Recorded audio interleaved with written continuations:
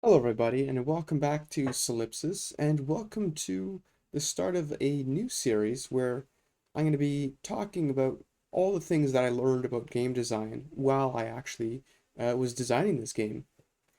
If you're new here and you're not familiar with this, this is Solipsis, a game that I've been designing off and on over the past 3 years.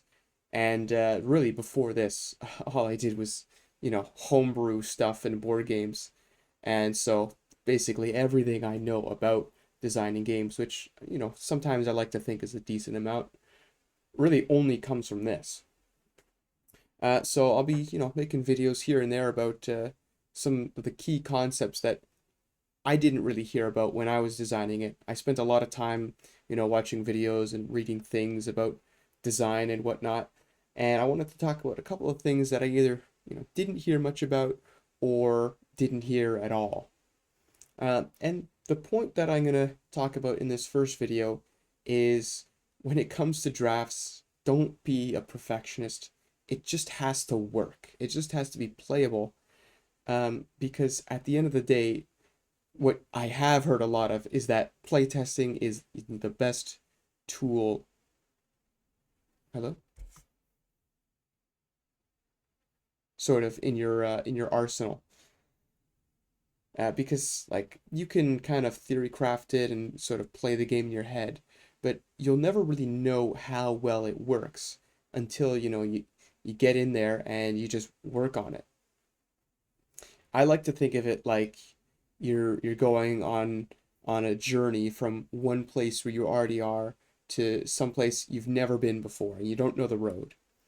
And you can spend time watching videos and listening to people's stories and looking at maps. But at the end of the day, you're not going to get any closer until you start just heading in the right direction. And your first time, you'll probably get lost. You'll get caught in the woods or out in a storm or slip in some mud or something. It'll be rough. But once you do get to your destination, you'll have learned a ton. You'll have learned which choices were correct and which turns were the wrong ones to have made. And ideally, as long as you don't get discouraged and you just keep playing and improving even a little bit, eventually, as long as you're making positive progress, you'll get to something that's actually really worth playing, not just for the sake of designing and improving it.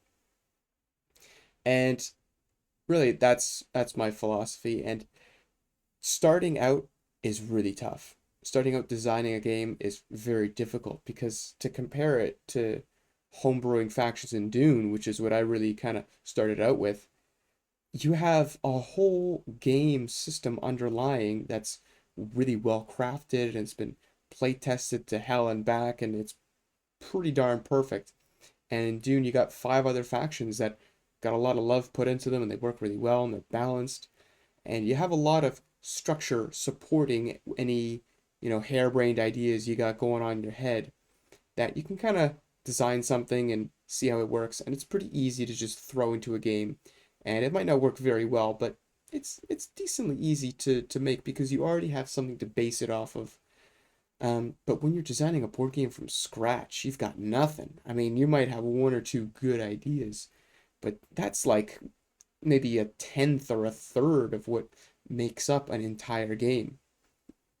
And so until you're really able to make something that's 100%, even if it's not really great, you're not going to be able to play a whole game. You can play segments of a game, but to compare it to Dune again, I mean, look at that battle system. It's really good. It's one of the best battle systems in any board game. Me, I'd say it is the best. But if you were to just like take that mechanic in a vacuum and like stage battles or whatever, it wouldn't be very fun because what's great about it is it's got all that tension from the turns that led up to it and all those moves you made and the battles you won and lost and the cards you bought that in a vacuum it's not might not be a very interesting mechanic, but when you put it in the context of a whole game, you got you got something on your hands. And that's what makes it tough to design a game. And I've got I was very well organized. I've got about 100 save files of this game as it went through development, and each of those files had maybe three or four playtests. So that's like hundreds of playtests it took over 3 years to get this game from an idea to where it is now. So you could see it's just the volume of work it'll take. But at the end of the day, I really think it's worth it. And it's keeping on, it's keeping up the motivation that is also another really tough part. So I'm going to start off by basically showing off a couple of these and showing how the game evolved over time, just to show you like how many systems either didn't come into being yet or were just placeholders, just to see, because like you really can make a really awful first draft of a game that nobody in their right mind would play purely for fun, and it can still show some promise. So let's show off the first one. All these are called Nocturne because that actually was the working title of the game until another one unfortunately beat me to the punch. But I am kind of fond of that name, but oh well. So the first one I got here is from January 15th of 2021, and this is before it was even called Nocturne. I wanted to make a Doom game set in the post-scattering time period, which, if you haven't read the books, is the fifth and sixth Heretics and Chapter House kind of area. And I didn't really have much of an idea other than it was to be like this hidden movement, dudes on a map game, really out there idea. But it was all based around the idea where in Dune there's these no ships that are cloaked, right? And that's kind of what makes warfare so weird in that time period. I thought it could be kind of an interesting thing to make a game about. So all I've got here really is these cards that you would use to show where your ships are or whatever. You have them like face down, right? But really not much. In spite of that though, I spent what must have been countless hours making all these planets. I actually made these by hand in Illustrator, and I'm not much of an artist. It probably shows. But, did have fun, and I think they look at least decent. I'm still proud of them to this day, because I haven't made anything much better looking. But really, all I had was that one wacky idea, and then I made this map, and nothing else. And that's probably the reason why it completely stalled out there and didn't have much development. Um, and even though I say that, there are some ideas that carried on. I did use this map. It probably looks a little familiar to you from the current version that I just showed. And also the idea of there being cards for each planet. Yeah, I know, that's a pretty loose idea, but hey, it is still evident in the game. But to take it to the next iteration, got the first draft from March 27th, 2022. Now, I started to have some actual ideas for the game about a year after, in January of 2021, but it took about 3 months or so to actually get a working first draft. And this is that. And it's pretty darn ugly. About these planets here are about the prettiest thing in it. And you can see there's the prototype version of the action cards. You got 4 for each race. This is also AI art, but it's an older model, even before Midjourney came out, which is what I use these days. And boy, it took 20 minutes just to make one image, which is why there's a lot of repeats here, which made it really difficult to actually tell what you had in your hand. But then you've also got the Chronos cards, the early iteration. Got the Unseen, which, funny enough, because of my colorblind, I couldn't tell is impossible to see. And then you've also got the system types. You got diplomacy, which is now culture. You got technology, and you got military, and they're all pretty different symbols, but they're there. And the hyperlanes between systems. This is actually the exact same layout as it is now.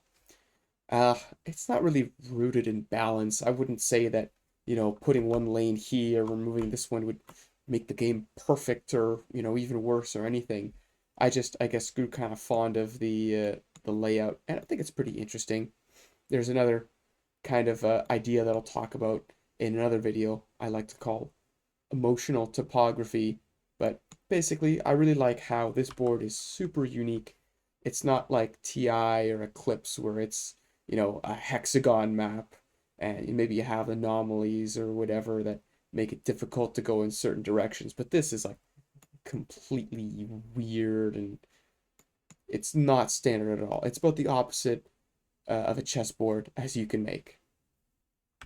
But there's a lot of ideas here that stuck around to the end, but there's also a lot of ideas that changed completely uh, from where we are now. So you've got the 4 cards here that you get for your race, but you've also got these 4 general cards that some number of them were shuffled into your deck. And because of that, a lot of these cards don't have those basic things like moving and producing ships. To the point where it was just disastrous. You'd draw a hand of 7 cards, which is what it was back then, and you'd have like no way to move or no way to build ships. It was just horrible. And I actually got here. No, I don't. Oh well. But in the after the first game, it looked this complete mess the board here. In one battle, me and the person I was playing against, we were each rolling 30 combat dice, which is to be impossible to actually make physical. And speaking of combat dice, the combat system that I was using is something that I figured was probably placeholder, but I was definitely playing around with it a little bit. Basically, you had 4 different types of dice here. You had, basic, point defense, precision, and specialist. And they each had different sets of results on them. Like the point defense ones, I think they had a lot of fighter results and, no dreadnought at all. And then precision, lots of dreadnought, lots of cruiser or whatever. The idea was that not only would there be different types of dice you'd roll, but your race would also determine which types of dice you'd roll for each type of ship you had. So, for example, Will of the Messiah might roll 2 point defense dice per cruiser, whereas Process S might roll 2 specialist dice per cruiser, something like that. And I mean, you'd have to have so many dice in a physical copy to warrant that. Like maybe you'd have to have like 10 of each type, and then another set for your opponent to roll. It's completely impossible. But B, it'd be like nearly impossible to get balanced. And this actually showed itself in the first game. Halfway through, I realized, like, man, my dice are just way worse than yours. Like, for each class of ship, like, the number or the kinds of dice I'm rolling are just way worse than yours. But despite that, even though it was a horrible system that I scrapped, I'm pretty sure the very next game, I did like that dynamic of tailoring your fleet composition based on what your opponent has. For example, in that the idea was if your opponent had lots of fighters, you would build a lot of ships that your race could roll point defense dice for. It was way too complicated to actually be feasible, and there was the horrible symptom of you would look at your fleet and your opponent's fleet and you have no idea what the matchup was because it's just elucidated between so many levels. Sorry, it's obscured behind so many levels of randomness. What class of ships they have, what types of dice they're rolling, how many they're rolling, what the results of those dice are. It's just not good at all. Changed very quickly. The other thing that we had, which was similar and different, is we've got these types of systems, as I mentioned, but they didn't give you resources, even though they have the same names as resources. Instead, what I did was, I believe, you'd roll some number of these resource dice, and then you take turns drafting the dice as resources to use to spend on actions later on. And this is another system that I definitely knew wasn't going to stick around for very long, just because it's kind of weird. But to kind of carry across the point of make something that works, even if it's not great, even if you're kind of taking, frankly, too much inspiration from another game. In this instance, this was actually inspired by the action dice system in War of the Ring, where you'd roll dice to see what types of actions you could do. In this case, it's what sort of resources you have to spend on actions. And it worked. It was just a way of giving you resources, but it wasn't great because it was totally random. You might have a set of resources that would not help you at all depending on the cards you drew, or your opponent might just get all the symbols they need and you don't get any you need. Didn't work so great. That also, I'm pretty sure, changed very quickly on. And overall, this first draft here was just a complete nightmare. It was horrendous. It did very little very well, but the one thing it did have was some promise that there could be a better game hiding under the layer of just horrible rules. A funny one is in current Solipsis, you do have the planned and opportunity actions, and the planned actions are free, and the opportunities do cost resources. And you would take a planned card that you want to use planned, and you put it face down in front of you. This system actually, even though it does persist today, this system is inspired by Star Wars Rebellion. I really love that system of taking your mission cards and playing them face down in front of you with a leader to kind of start setting your plans. And I wanted to originally mix it up with having some in your hand, and the ones you kept in your hand would be a different type of effect you could play than the ones you put face down in front of you.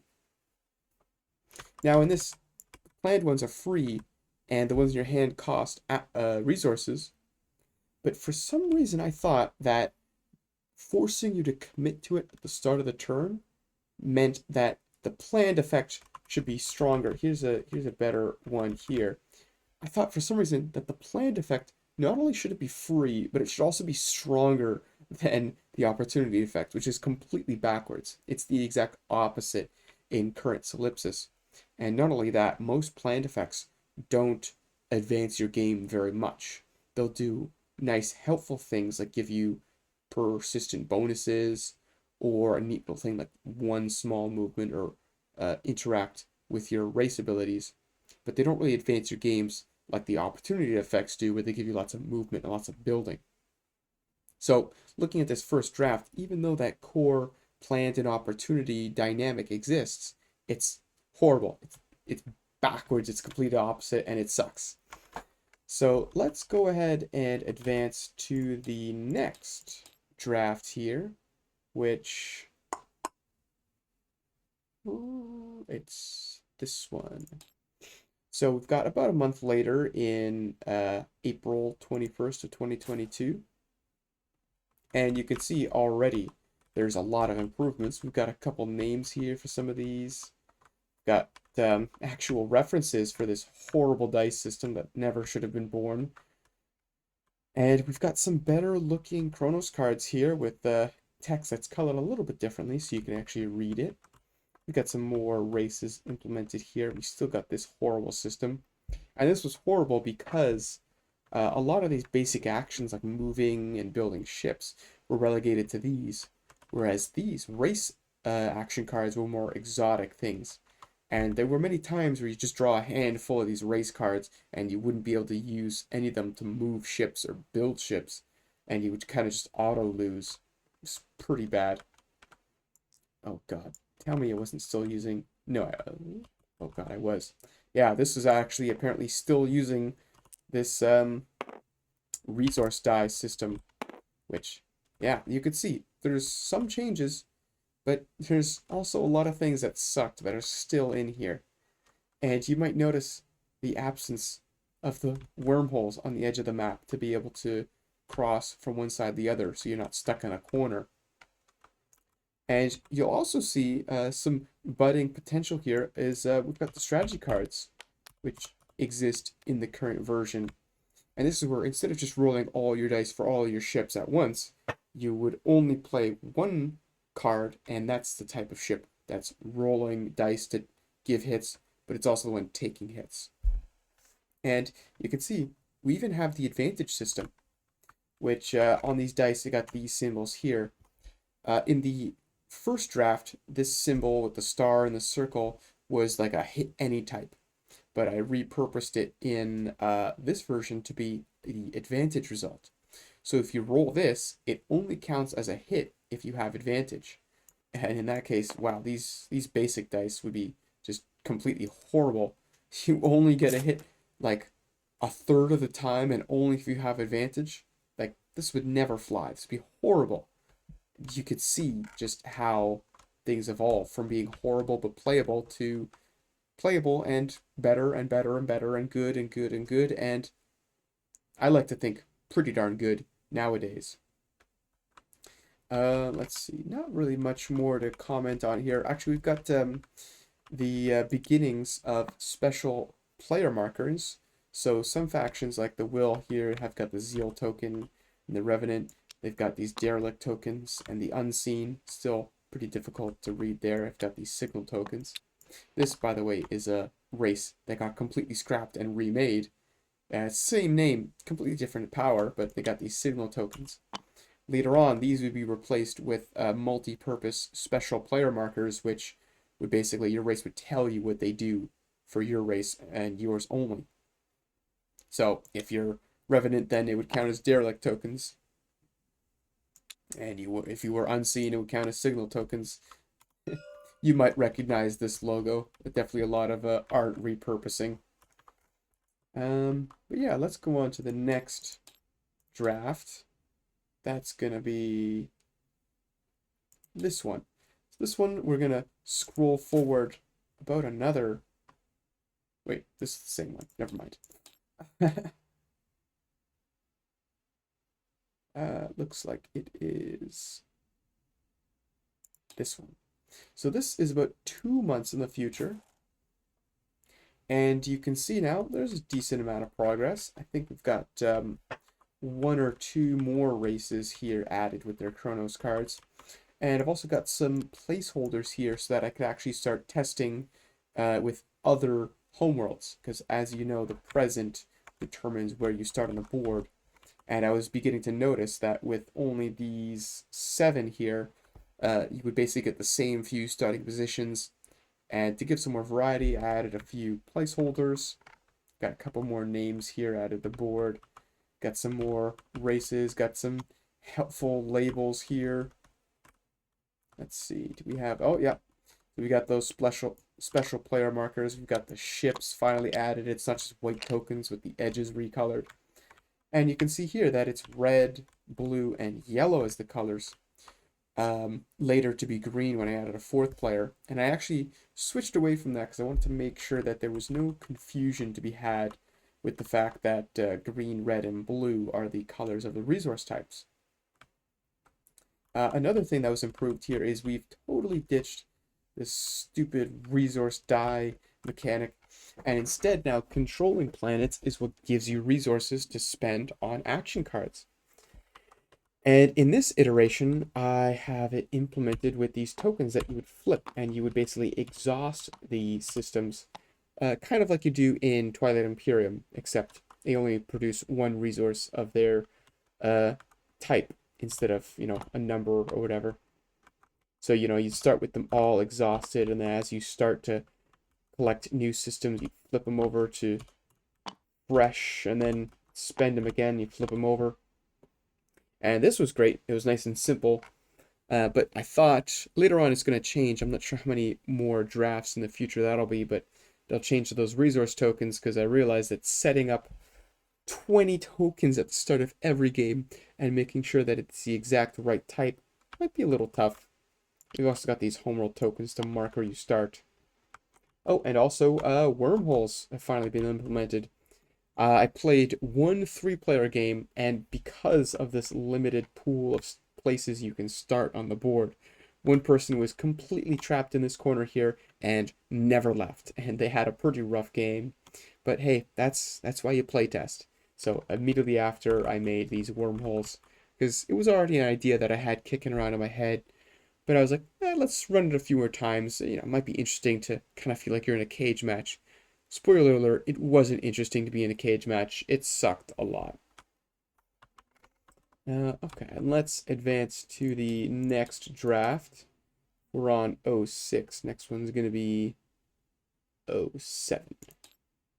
So this is where I start calling them alphas. So this is the first alpha.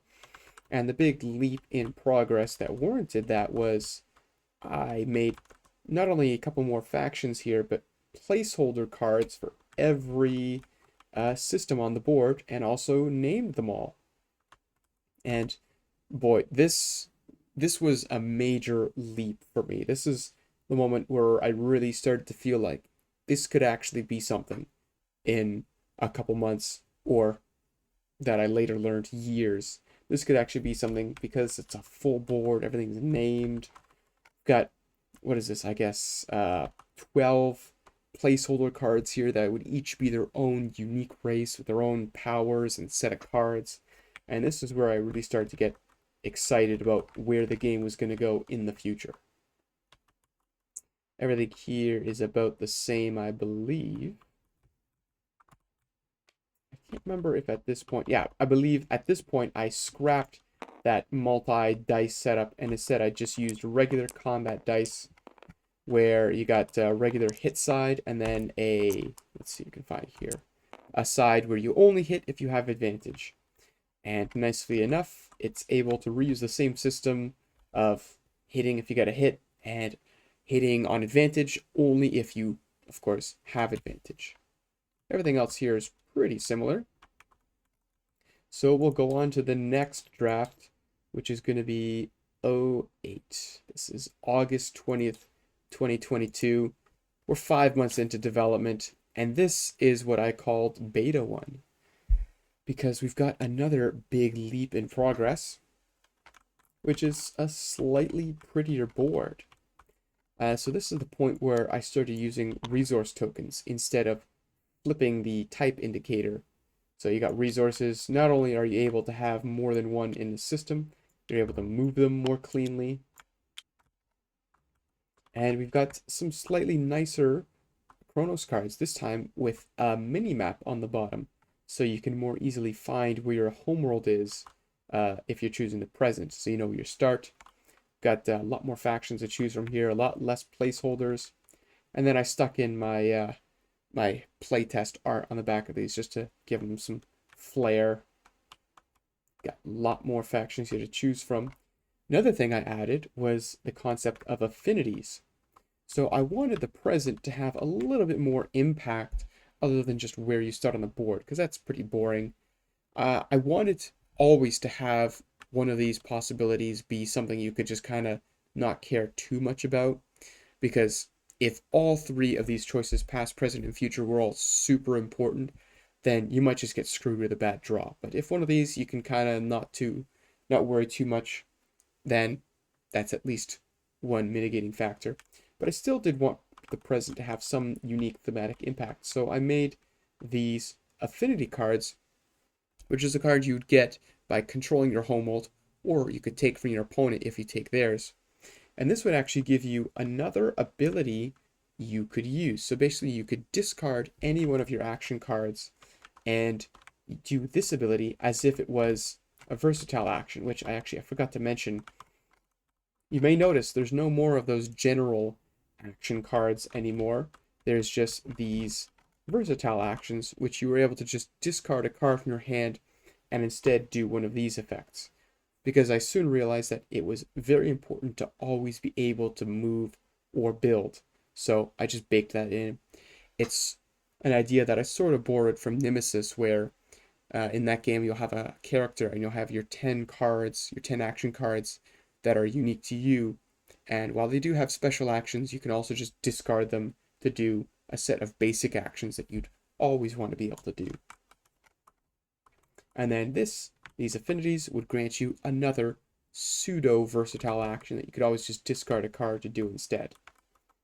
Now, these changed a little bit because in the current version, they're not actions of their own. They're just little one-shot, once per turn bonuses you could trigger whenever you do what it says. I'll, of course, go over that when it gets implemented. Anything else to go over here? Oh, right, of course. It's also a beta because we've got new art. So I switched to using Midjourney for the illustrations here, and already they look a lot better, a lot more thematic. And you can tell how old it was at this point just because these are still pretty abstract looking, when meanwhile Midjourney can make some pretty crazy stuff, crazy realistic. But I've got this new card layout here that's very similar to the current one. And yeah, that's kind of what we got going on for this iteration. There's much changed here. So let's move on. This is 08, so we're going to be looking at 09/22, September 22nd. We're still in 2022. This is still like the first half a year of development. This doesn't look right.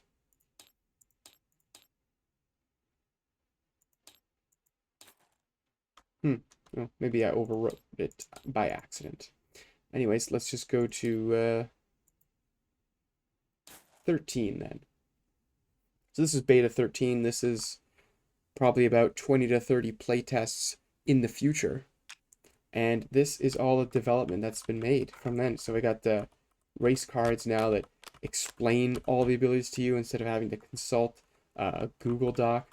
I did some updates on the map here. I made slots where you put your control tokens finally instead of just sticking them on the planet. Got a slot for resources. You got your type indicator. Lots of improvements. Got more factions to play as. And an ever dwindling number of placeholders that have no more factions. So yeah, very good progress here. And then we get into, let's see here. Probably going to be something, oh yeah, October. This is another month. And this, I remember now, this is the point where all the content that is even in the game today was implemented. This is October of 2022, not even a year in. I got all the content done. So you got 20 playable races here, all of them implemented with all their cards and whatnot. At this point now, the affinities are no longer versatile actions. They're instead just extra effects you trigger when you do something. And yeah, this is all the content implemented. Now think about that. Everything after all the hundreds of playtests that happened after this point were all exclusively for balancing these factions. All these factions went through a ton of revisions, tons of playtests, tons of tweaks and feedbacks, lots of balancing.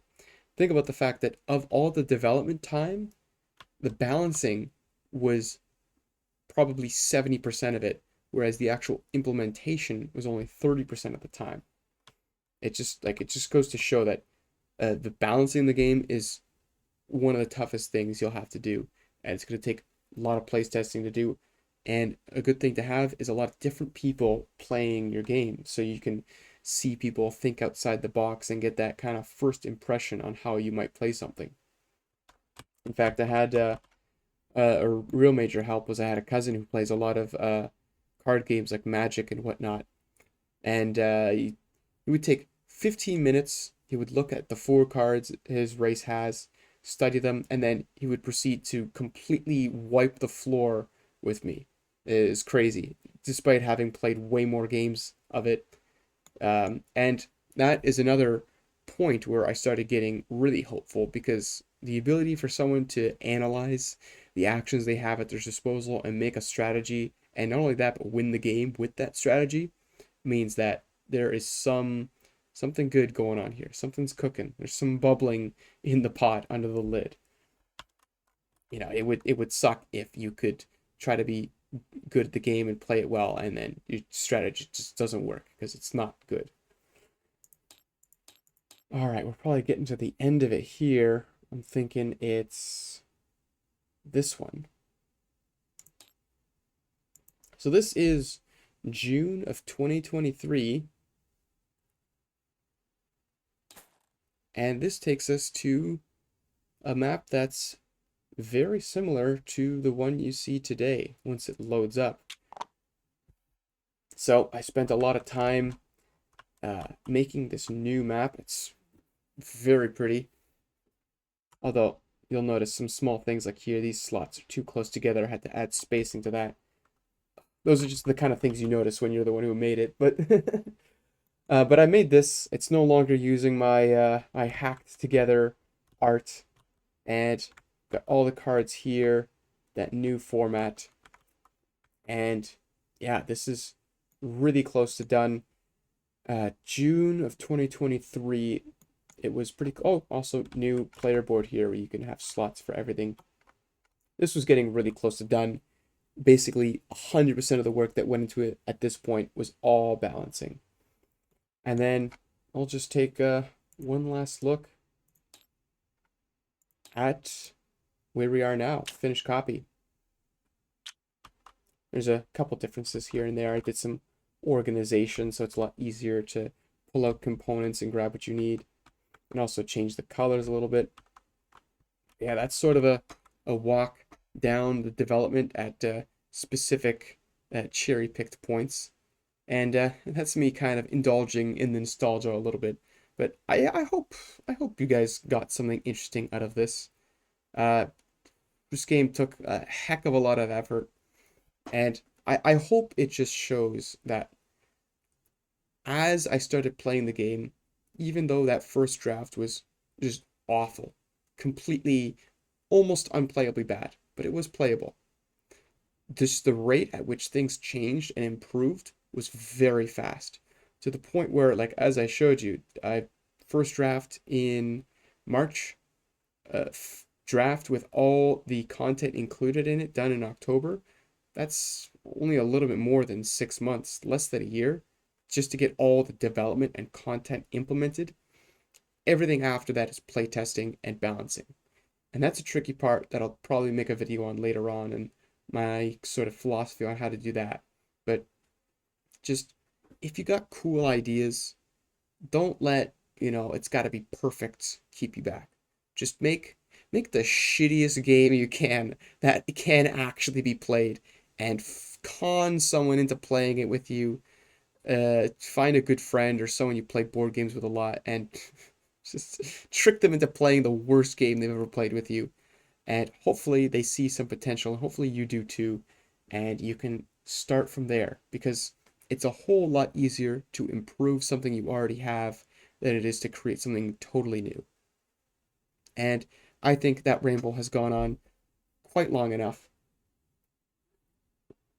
If you enjoyed this, if you got to this point, please let me know. I'd love to see who the dedicated individuals among y'all are. And by all means, if you have any questions about this, I'd love to answer them. It's a lot of fun just to talk about the kind of things I learned, because, I went from knowing nothing to knowing, I think, a fair bit. I try try not to be too boastful, but hey, but it's fun to talk about, and I always try to give good feedback on homebrew that other people make, and constructive feedback and whatnot, because it's really tough. Making homebrew alone is hard, but actually making it good and fun to play with and balanced, that's a whole nother step beyond. And so anything I can do to help out and get people interested in it, more than happy to. So that's gonna do it for now. Thank you all for watching, and I'll catch y'all next time.